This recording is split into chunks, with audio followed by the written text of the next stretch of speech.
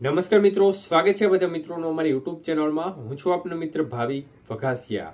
તો મિત્રો, ખાસ કરીને આ વિડીયોના માધ્યમથી આપણે વાત કરવાની છે ગુજરાતમાં માવઠાની સંભાવનાઓ દેખાય છે. તો કઈ તારીખથી માવઠું શરૂ થશે, કેટલી તારીખો દરમિયાન માવઠાની સંભાવનાઓ રહેલી છે, કયા વિસ્તારોમાં કયા જિલ્લાઓમાં માવઠાની શક્યતાઓ કઈ તારીખે દેખાઈ રહી છે, તે વિશેની સંપૂર્ણ માહિતી આપણે આ વિડીયોમાં જાણીશું. તો વિડીયોને જોતા પહેલા ચેનલને સબસ્ક્રાઇબ કરી લેજો. તો મિત્રો, ખાસ કરીને હાલની સ્થિતિ પ્રમાણે જોવા જઈએ તો આપણે અગાઉ પણ અપડેટ આપી છે માવઠા બાબતે, અને ત્યારે પણ આપણે શક્યતાઓ વ્યક્ત કરી હતી આ તારીખોમાં. ત્યારે હાલની સ્થિતિ પ્રમાણે જોવા જઈએ તો 8 તારીખે એક મજબૂત વેસ્ટર્ન ડિસ્ટર્બન્સ પસાર થઈ રહ્યું છે, અને અરબી સમુદ્રમાં પણ એક યુએસી જોવા મળી રહ્યું છે. તો વેસ્ટર્ન ડિસ્ટર્બન્સનો ડ્રોપ છે તે છેક અરબી સમુદ્રના ભાગો સુધી પણ લંબાવવાની શક્યતાઓ દેખાઈ રહી છે. તો આ બધા જે પરિબળો છે તેની સંયુક્ત અસર તળે આ માવઠારૂપી વરસાદની શક્યતાઓ દેખાઈ છે, અને ગુજરાતનું વાતાવરણ અસ્થિર બનવાની સંભાવનાઓ દેખાઈ છે. ત્યારે આવતીકાલે 7 તારીખે દક્ષિણ ગુજરાતના ભાગો છે આ વિસ્તારમાં સામાન્ય અસ્થિરતાનું પ્રમાણની શરૂઆત થશે, અને એમપી અને મહારાષ્ટ્ર બોર્ડર કાંઠાના જે જિલ્લાઓ છે આ વિસ્તારમાં અમુક સીમિત વિસ્તારમાં વાદળછાયું વાતાવરણ જોવા મળે કે અમુક સીમિત વિસ્તારમાં ક્યાંક છાટાછૂટીની શરૂઆત થઈ શકે છે.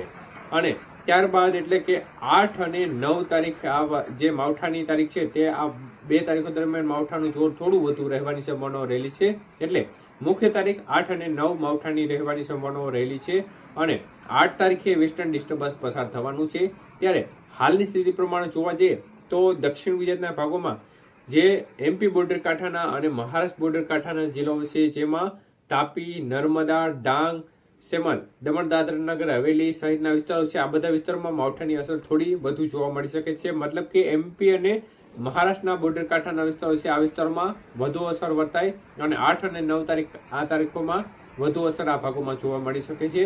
જ્યારે બાકીના જે દક્ષિણ ગુજરાતના ભાગો છે ભરૂચ, સુરત, વલસાડ, નવસારી, વાપી સહિતના વિસ્તારો છે આ વિસ્તારમાં પણ વાદળછાયા વાતાવરણ વચ્ચે અમુક સીમિત વિસ્તારમાં સામાન્ય ઝાપટા કે હળવો વરસાદ સીમિત વિસ્તારમાં જોવા મળી શકે છે. તો દક્ષિણ ગુજરાતના ભાગોમાં 8-9 તારીખ સુધી માવઠાની શક્યતાઓ દેખાઈ છે. વાત કરીએ મધ્ય પૂર્વ ગુજરાતની, તો મધ્ય પૂર્વ ગુજરાતના ભાગોમાં ખાસ કરીને જે પૂર્વ ગુજરાતના ભાગો છે ગોધરા, દાહોદ, પંચમહાલ, છોટાઉદેપુર, મહીસાગર સહિતના જે એમપી બોર્ડર કાંઠાના વિસ્તારો છે આ વિસ્તારમાં માવઠાની સંભાવનાઓ વધુ દેખાય છે, અને 8 અને 9 તારીખ દરમિયાન આ ભાગોમાં પણ માવઠાની શક્યતાઓ થોડી વધુ દેખાઈ રહી છે, અને સામાન્ય છાટાછૂટી કે ઝાપટા કે હળવો વરસાદ અમુક સીમિત વિસ્તારમાં એકલ લોકલ વિસ્તારમાં મધ્યમ વરસાદ પણ જોવા મળી જાય.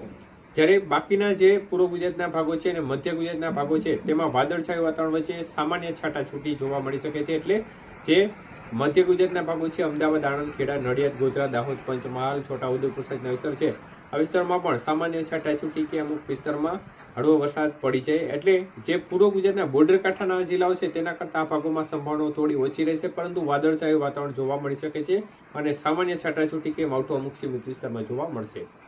સૌરાષ્ટ્રની વાત કરીએ તો સૌરાષ્ટ્રના જે દક્ષિણ પૂર્વ સૌરાષ્ટ્રના ભાગો છે એમાં બોટાદ, ભાવનગર, અમરેલી, ગીર સોમનાથ અને જૂનાગઢ જિલ્લાના ભાગો સુધી સામાન્ય વાદળછાયું વાતાવરણ જોવા મળી શકે છે. અમુક વિસ્તારમાં સામાન્ય છાટાછૂટી આ તારીખો દરમિયાન મતલબ કે 8-9 તારીખો દરમિયાન જોવા મળી શકે છે. બાકી ખાસ માવઠાની શક્યતાઓ, ભારે માવઠાની શક્યતાઓ સૌરાષ્ટ્રના ભાગોમાં નથી દેખાતી, અને જે બાકીના સૌરાષ્ટ્રના વિસ્તારો છે એ વિસ્તારમાં પણ ક્યાંક ક્યાંક સામાન્ય છાટાછૂટી અમુક સીમિત વિસ્તારોને બાદ કરતા ઓછી દેખાઈ રહી છે, પરંતુ વાદળછાયું વાતાવરણ આ તારીખો દરમિયાન જોવા મળી શકે છે. ઉત્તર ગુજરાતની વાત કરીએ તો ઉત્તર ગુજરાતના રાજસ્થાન બોર્ડર કાંઠાના વિસ્તારો છે અને મધ્ય પૂર્વ ગુજરાતને લાગુ જે ઉત્તર ગુજરાતના ભાગો છે આ ભાગોમાં થોડી શક્યતાઓ વધુ દેખાઈ રહી છે, અને આ ભાગોમાં પણ જે પૂર્વ ગુજરાતના બોર્ડર કાંઠાના વિસ્તારો છે તે પ્રમાણે શક્યતાઓ દેખાઈ રહી છે, જેમાં સાબરકાંઠા છે, પાલનપુર, મહેસાણા, ઊંઝા, ડીસા, પાટણ સહિતના વિસ્તારો છે આ ભાગોમાં વાતાવરણમાં અસ્થિરતાનું પ્રમાણ જોવા મળે, અને 8-9 તારીખ દરમિયાન આ ભાગોમાં પણ સામાન્ય વાદળછાયું વાતાવરણ કે સામાન્ય છાટાછૂટી કે અમુક સીમિત વિસ્તારમાં હળવો વરસાદ જોવા મળી શકે છે. બાકીના જે ઉત્તર ગુજરાતના ભાગોમાં પણ વાદળછાયું વાતાવરણને વચ્ચે અમુક સીમિત એવા વિસ્તાર વચ્ચે છાટાછૂટી થાય, બાકીના ભાગોમાં સંભાવના ઓછી દેખાઈ રહી છે. કચ્છના ભાગોની વાત કરીએ તો કચ્છના ભાગોમાં પણ જે આગાહીના દિવસો છે મતલબ કે 8-9 તારીખ આગાહીની છે મુખ્ય, એમાં અમુક દિવસે અમુક લેવલ છે તેમાં વાદળોનું પ્રમાણ જોવા મળશે, એટલે અમુક વિસ્તારો છે એમાં વાદળોનું પ્રમાણ થોડું વધુ જોવા મળે, પરંતુ માવઠાની સંભાવનાઓ જે બાકીના ભાગો છે તેના કરતાં કચ્છના ભાગોમાં ઓછી દેખાઈ છે. અમુક સીમિત વિસ્તારમાં સામાન્ય ઝાપટા પડી શકે છે. તો એકંદરે સૌથી વધુ અસર જે બોર્ડર કાંઠાના રાજસ્થાનથી લઈ અને એમપી બોર્ડર કાંઠાના વિસ્તારો અને મધ્યપ્રદેશ બોર્ડર કાંઠાના વિસ્તારો છે આ વિસ્તારોમાં રહેલી છે. બાકી ખાસ ભારે માવઠાની શક્યતાઓ ઓછી દેખાઈ રહી છે. અમુક સીમિત એક લોકલ સ્થળે એવો વરસાદ પડી જાય, બાકી સંભાવના ઓછી દેખાઈ રહી છે. તો આ છે હાલની સ્થિતિ. અને અત્યારે જે તાપમાન જોવા મળી રહ્યું છે તે ધીમે ધીમે ક્રમશઃ ઊંચું જશે. મતલબ કે 9 તારીખ પછીથી તાપમાનનો પારો છે તે થોડો ઊંચો થશે. અત્યારે ઠંડીનો અહેસાસ થઈ રહ્યો છે, તેમાં આંશિક રીતે ઠંડીમાં ઘટાડો જોવા મળી શકે છે. તો વધુ અપડેટ આગામી દિવસોમાં આપવામાં આવશે. ત્યાં સુધી આભાર.